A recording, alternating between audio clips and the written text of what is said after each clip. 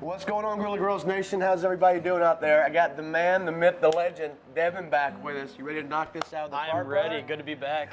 Loving our guys from Dragon's Milk, New Holland Brewery, some of the best around. Absolutely. Speaking of which, I'm not even going to mess around, guys. We're just going to go ahead and jump right in. Let's just jump right in. Yeah, we'd That's love why one. you're here. Yeah, why We not? don't invite it because we like Devin. We want to go drink all of your beer, man. Can't deny that. But as your host, I got to pour one for you. Appreciate you. Thank you so much. Thank you, guys. Thank you so much for being here.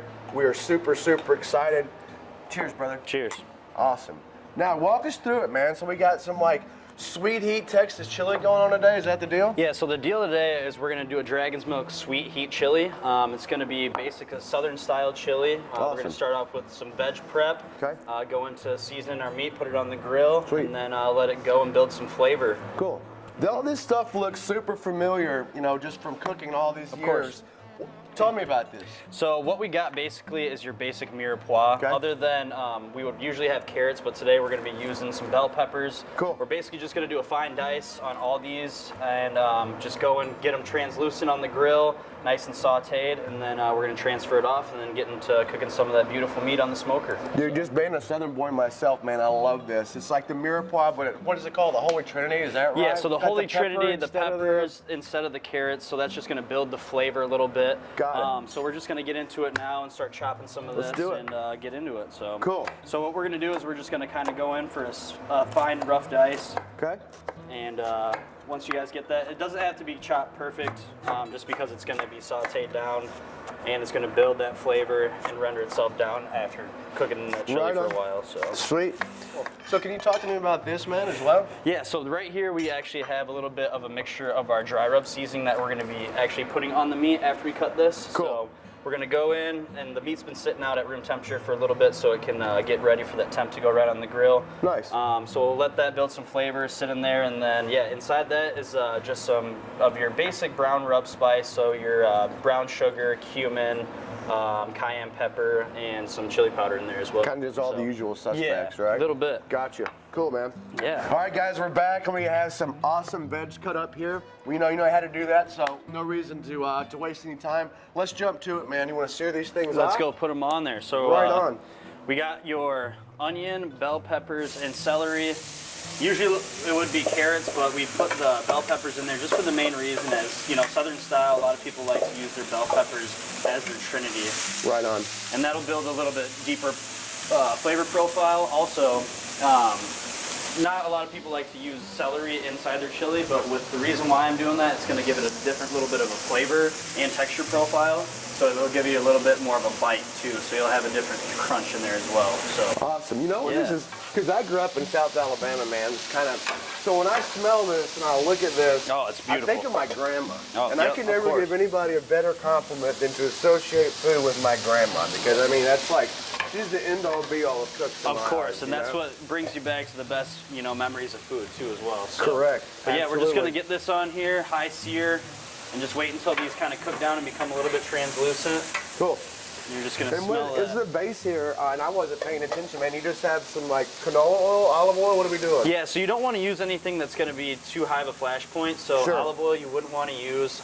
You know, peanut oil or avocado. I mean, your natural salad oil too has worked well Cool. for this too as well. So I love having you here, man, because all I have to do is drink Dragon's Milk and we have to cook everything. you know, Dragon's Milk and barbecue, two things that go hand in hand. Right. So you can't complain today. That's for sure. Talk to me, man. What's going on next? All right, now that we got our veg prep done with some good chili, you got to have good meat. So today we're going to be using two different types. We got your 80-20 ground beef, and then we also got our beef chuck roast. So what we're going to be doing is basically just slicing it up. And the reason why we're using chuck roast is because it is a meat that is going to be good for cooking long term and for time. And over time, it's going to build more flavor and render down and be very tender by the time we're done with this in about 2 hours on the smoker. It's one of my favorites too, man, because you know why? First of all, comparatively to so many other things, it's relatively inexpensive. Right. All right? And you can get coax so much flavor out of it. It And just takes time and patience. Of That's the only course. thing. You know, I think especially this time of year too, this technique when you're braising stuff down, it's probably my favorite type of food to eat. I absolutely love braised meat, man. And you can see it too with this type of meat too as well. You're still getting some good marbling with Totally. fat flavor in there too. So obviously once this renders down, it's gonna have tons of flavor and be so tender for that chili. So basically, like I said, we're just gonna cut these up into about an inch thick chunks. And if you wanted to, I know sometimes when I was, at the store, you can just go ahead and buy stew meat too if you want. Oh, right? of course, yeah. It's gonna be a little bit easier process with breaking this down. Yeah. But you know what? Sometimes it's worth the work a little bit. So. You know one thing I like to do, man, believe it or not, and I've been into this recently, and it's got nothing to do with this dish, but I've been taking stew meat like you're breaking down right now, and I've been making straight up chunks of jerky out of it. Oh, all right. Not like strips of jerky, but straight up like jerky chunks. All right. That's Dehydrator, throw them on there for a little bit. Dude. Yeah. Look at this, I don't know, I think it's a lot of fun. So when you say 80-20 on this blend, what are you talking about? So that's our fat to muscle ratio. So we're gonna have 80% lean and then 20% fat, and that fat's gonna bring more of a flavor to it, and also it's gonna kind of help bind everything together too as well. So cool. Is that pretty standard, 80-20? 80-20 is gonna be your standard.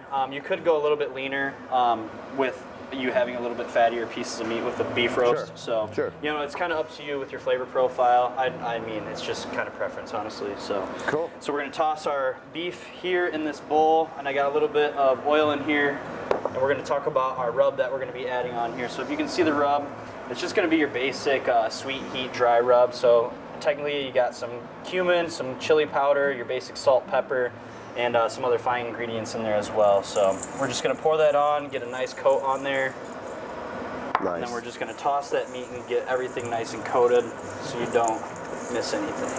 One of my favorite things when I'm watching you cook, man, and I say this a lot of times when I'm kind of doing these as well, is you're very aggressive with your seasoning. Oh yeah. But at the same time, I mean, people will sometimes look at that the way, oh my gosh, that's so much. It's really not. No. But you just got, there's always that fine line. I think as a chef back in the day, the hardest thing for me was just getting comfortable with seasoning, but that's a perfect amount right there. Some people are a little bit scared to do it, but over time, like I said, obviously you're going to lose a little bit in the cooking process, and it's going to build it over time too as well. So right on. So now that we got this seasoned up, we're going to pour a little bit here in our ground beef as well. Mix that through. All right. And we got you got some oil for me? Got some right over there, brother. Awesome, sweet.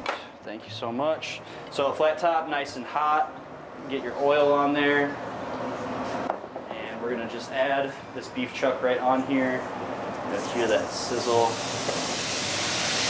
And what we're doing right now is we're just gonna get a sear and a browning on there. You're not gonna cook it fully, hard cooking it just so it can hold in that flavor and juice. And then on this side, just your ground beef. I love how there's so much room on this flat top too. You can put a lot. This is about 5 pounds of meat on here, and we still have room. What do you think, man? Yes, no, maybe. Let's put the dragon's milk. That'll actually add a little bit of glaze. And the sugar will caramelize down. And like I said, we're not cooking it fully through. It's just going to be a nice light sear. And this will all steam together. Right on. Dude, that smells so good. Sweet and savory. And look at that caramelization already starting with that dragon's milk, man. That's killer. Smells delicious. You got the nice sweetness from the beer, and then you got the nice heat from our dry rub. So once this flavor all comes together, a couple minutes on here, and this should be ready to go. Awesome. Awesome. Hey, listen, we're just searing in. We're just locking in those juices, right? That's all we're doing in the searing process. I know probably not as much here. It's going to cook through a little bit more. But on this side, we're really just getting that nice sear. Nice sear, nice outside crust caramelization. And once that goes through, like I said, we'll just put it right in with the other ingredients. And that'll slow roast off and build that flavor profile more and more. Awesome.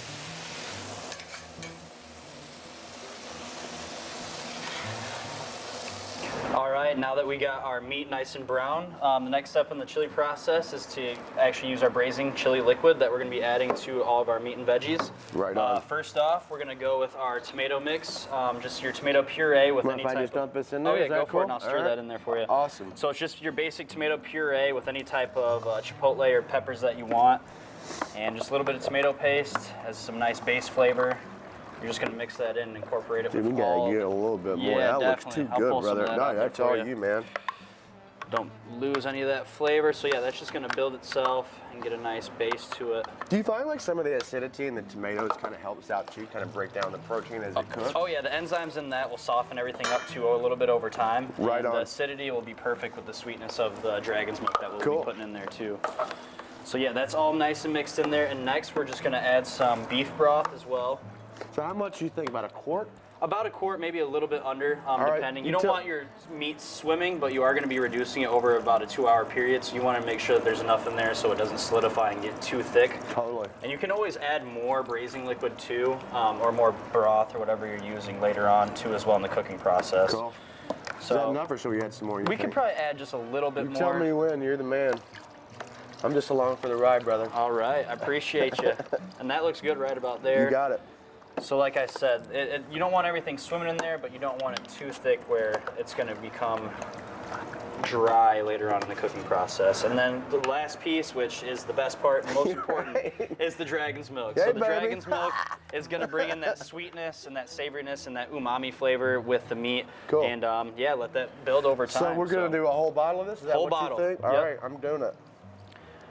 And this is just going to reduce down and give you that sweet flavor. Got to get every last Every little drop. bit, every little bit in there. Right on. No, that And looks you can crazy, smell man. that stout in there too as well. You really can. That's going to give it just this whole, it's just going to take it to the next level, man. So the next step is just putting this bad boy right on the smoker. Sweet. One thing I love too when we're doing this, and it's one thing that I really enjoy kind of, or have gotten to learn about these grills, you can do so much. Oh yeah, this is very we're gonna versatile. be baking cornbread here in a little while. on Right, this the thing, functions so, on this I mean, thing are endless. So. Right? So there we go, that's perfect. And what do you think? We're just going to hang out, wait till this is done, right? Hang out, and then our cornbread will be coming out shortly. So. Well, actually, we're going to drink a whole bunch of dragon's milk and wait for this to get done. This is like the best, this is the best day ever. Love it, love it. Barbecue and beer, nothing like it. Cheers. Awesome. So, brother, what do you got to have when you have chili? There's only one thing, really, in my opinion. Other than dragon's milk, the other thing that you need for this chili is going to be cornbread, obviously. Right so on. What we're going to do is you're going to take your basic dry ingredients, your cornmeal, flour, etc., and you're going to get that in a nice mixing bowl. As you can see, I'm making a little well in the bottom of that, and that's just to help incorporate the dry and the wet ingredients so the incorporation is more fluid. So what you're going to basically do is you're going to take your dry and you're going to add your wet right into the middle of the well. And then while you're doing that, you're going to slowly fold in your dry and wet. And you don't want to overmix it too much. You just want to kind of bind everything together. We'll just pour all that in and mix that nice and well. And of course, to incorporate some of that dragon's milk flavor, we're going to usually just add about a tablespoon, 2 tablespoons in there. Nothing too much, but that should give you guys that nice savory flavor inside. Right on. I always like to kind of, one thing I always tell people when they ask me about any kind of baking, we have to remember, and that's why it have to be just such a small amount of this, as delicious as this is, Yep. It's a chemical reaction. So whenever you have a recipe, a baking recipe, that is exactly what it is. Mm-hmm. There's no, there's no dash of this or whatever that. You can't go back and save it sometimes, No. once you mess it up. Once it's in the oven, it's in the oven. That's that. So, right on. Awesome. Now we got it nice and mixed through. You can see there's no clumps. Everything's nice and incorporated. And we have our cast iron pan greased. And what you're going to do is you're just going to take your mixed batter. You're going to pour that in. And it's going to rise just a little bit, so you don't want to fill it all the way to the top. And we'll stop right there. And this is going to go into your smoker, 385, 400 for about 20 to 25 minutes until you do the toothpick test, which we'll show you later. And that's where we're at. So let's go. Put it on the grill, right on the smoker. And obviously this is going to give it a good smoke flavor. And we'll just check back on it in about 25, 30 minutes. Oh yeah. So you can see it's starting to bubble a little bit. It's ready to go. It's been on the smoker for about 2.5 hours. It smells delicious. Do you have any idea out there how hard it has been to sit here and smell this for like the last 2.5 hours? Oh my goodness. This is like, I'm super pumped up right now. I'm ready to get this in a bowl. So what we're gonna do is we're gonna plate this right here. And you're just gonna take your dragon's milk chili. You get a nice little bit of the meat, all the meat in there, that ground beef and that ground chuck. And we're just gonna add a little bit of our sour cream on top, some pickled jalapenos. Dude, straight up chili right here, man. Oh yeah, it's beautiful. The garnish also just is what you need to give it that extra. And sometimes a little less bit is of more. We're not cheese. trying to reinvent the wheel. We just No. want some good old-fashioned chili. And just your green onions on top. And lastly, to accompany this, we're gonna pull off our cornbread. Oh yeah, sweet. From the smoker as well. And that's cooked perfectly right there. Dude, that's it. And then there you have it, your cornbread Texas-style chili.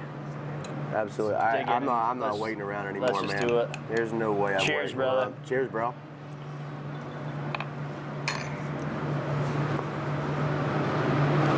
That's what I'm looking Dude, for that's right there. stupid. Yeah. That's stupid good. That dragon's milk, you can taste that too, right? Oh my God, can you ever Wow. taste it?